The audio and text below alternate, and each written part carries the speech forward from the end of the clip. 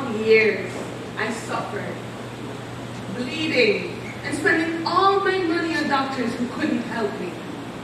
But then I heard of the Messiah, Jesus of Nazarene. I heard of his power to heal all diseases.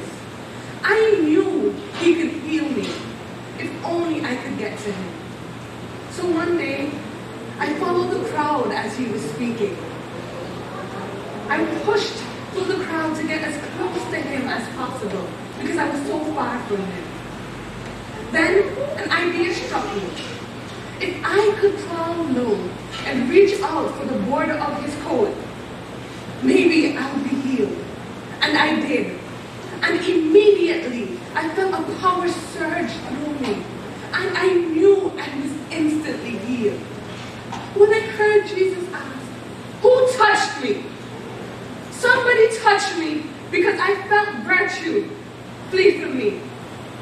I came trembling, falling to my knees, and I told him it was me. I told everybody how by touching him, I was immediately healed. Then Jesus said to me, "Daughter, be of good comfort, for your faith has made me whole.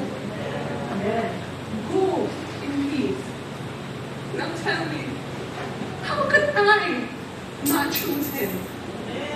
How could I refuse to love the one still loving me in spite of all I've done? How could I not choose him?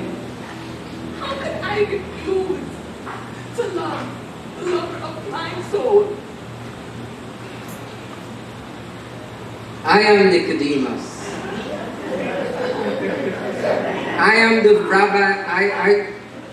I studied the scriptures with the best of the rabbis. I thought I knew everything about the scriptures. But the Jesus of Nazareth, he was different. Not only did he speak with authority, but he healed many who were sick. He did miracles. Now the rest of the Pharisees of the Sanhedrin, they did not like him. They thought he was an impostor. But I, Nicodemus, had to find out for myself. I had to find this Jesus of Nazareth to ask him. I waited until it was night, when no one around, because I could not be seen because of my position. I came to him. I said, "Rabbi, we know that you are sent from God, for no person can do these miracles except God is with him." He did not boast about his power, but instead, he told me something that shocked me to the core. He said, "Except a man be born again, he cannot enter the kingdom of God." It struck me. I contemplated it for many days, up until the time when they brought Jesus for trial. He stood before the Sanhedrin. I tried to plead for him, but the majority were against him. They were bent on crucifying him. My lone voice could not prevail. Eventually, he was led away and killed. I was so sad. Am I losing my opportunity to show my love for the Master? But then it came. When I found out that Joseph of Arimathea had asked for the body to be buried in his new grave, I said, "You know what? I can do something." So I got 100 pounds of myrrh and aloe and burial spices, and I took it so that they would be able to prepare the body of Jesus for burial.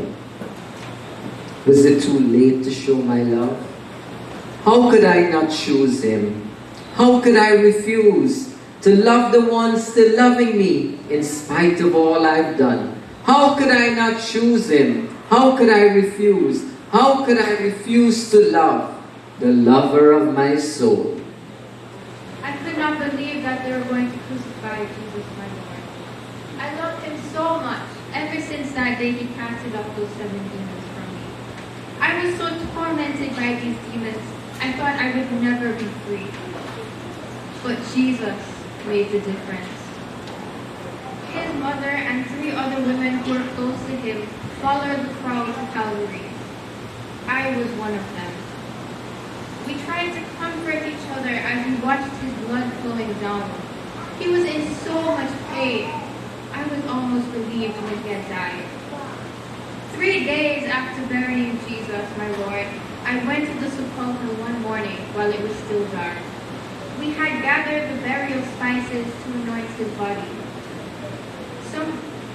I was shocked to see that the stone had rolled away. Someone had stolen his body, I thought, or maybe they had moved his body to another place. I was completely distressed. I could hear his voice calling out my name, Mary Magdalene. I thought it was my imagination until I saw him. He was alive. Jesus is alive.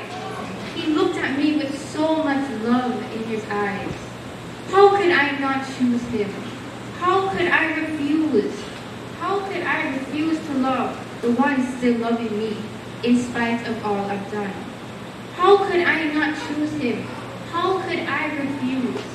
How could I refuse to love the lover of my soul?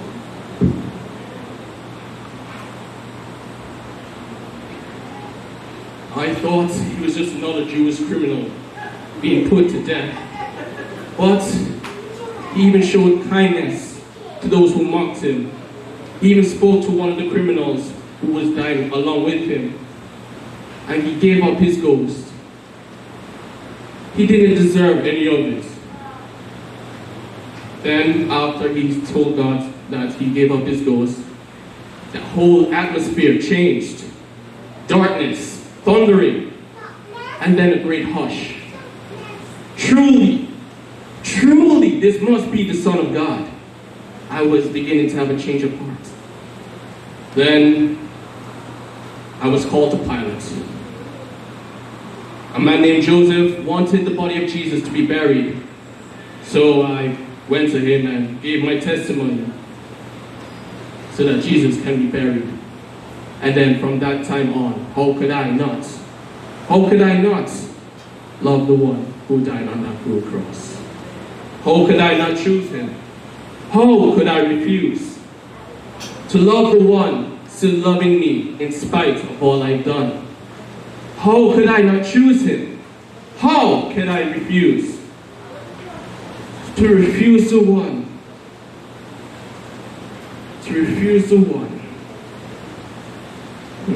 How can I refuse to love the lover of my soul?